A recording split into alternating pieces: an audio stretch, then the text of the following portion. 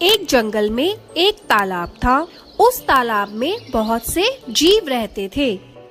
वही तालाब के पास एक वृद्ध बगुला भी रहता था, जो कि बहुत बूढ़ा होने के कारण मछलियों का शिकार करने में असमर्थ हो गया था और अक्सर उसे भूखा ही रहना पड़ता था।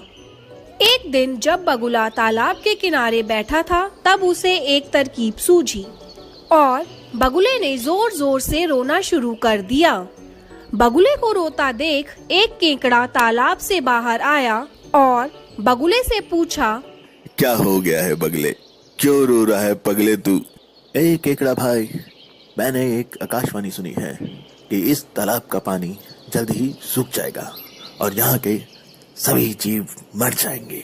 बस इसीलिए मेरी आंखों में आंसू है और अम्मी जान कहती थी कि हो सके तो किसी का भला कर दो। अच्छा है। केकड़े ने यह बात तालाब में जाकर सभी को बताई और सभी जीव इकट्ठा होकर मदद लेने बगुला के पास आए और बगुला से बोले, अला बगला भाई, क्या आप हमें सुरक्षित स्थान तक पहुंचा सकते हैं? हाँ दोस्तों, यहाँ थोड़ी दूरी पर ही एक विशाल तालाब है।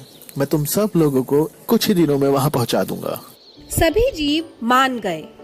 बगुला एक एक करके मछलियों को ले जाता और उन्हें एक चट्टान पर ले जा करके खा जाता।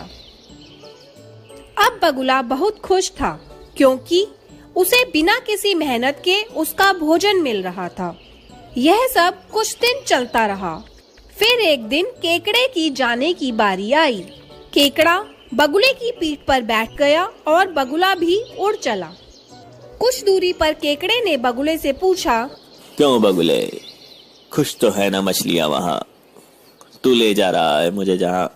बगुला सोचने लगा कि अब इसे सब सच बता ही देता हूँ, क्योंकि इसे भी अब मैं खाने ही वाला हूँ।